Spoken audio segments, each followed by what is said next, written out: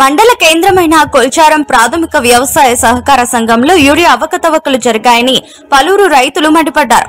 వివరాల్లోకి వెళితే ఆదివారం ఉదయం 11 గంటలకు కొల్చారం సహకార సంఘానికి 500 యూరియా బస్తాలు వచ్చాయి. దీనికి సంబంధించి ఏవో శ్వేత కొల్చారం రైతు వేదికలో రైతులకు టోకెన్లు అందజేశారు.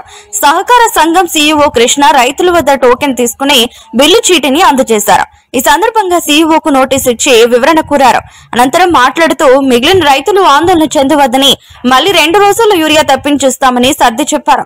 ఘటనపై పూర్తి దర్యాప్తు చేసి అక్రమానికి పాల్పడినట్లు తెలితే నిందితులపై కఠిన చర్యలు తీసుకుంటామని కూడా తెలిపారు.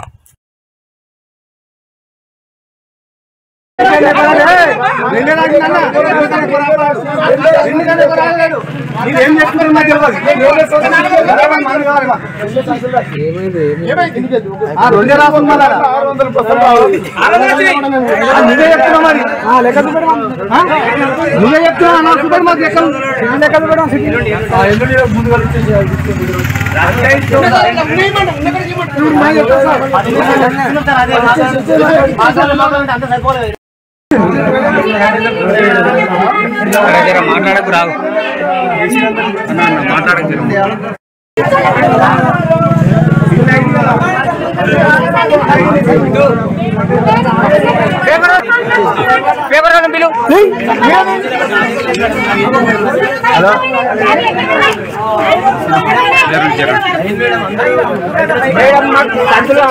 మొత్తం 2 సంచులు రాసి ఈరోజు మార్నింగ్ 10:11 o'clock 500 బస్తాలు వచ్చినాయండి. మేము 120 బస్తాలు టోకెన్ అంటే కొందరికి 2 రాష్ట్రము, కొందరికి 4, కొందరికి 3 రాష్ట్రము. అట్లా అంటే 200, 300 బస్తాలు ఇంకా మాకు 200 బస్తాలు లెక్క తెలియట్లేదు.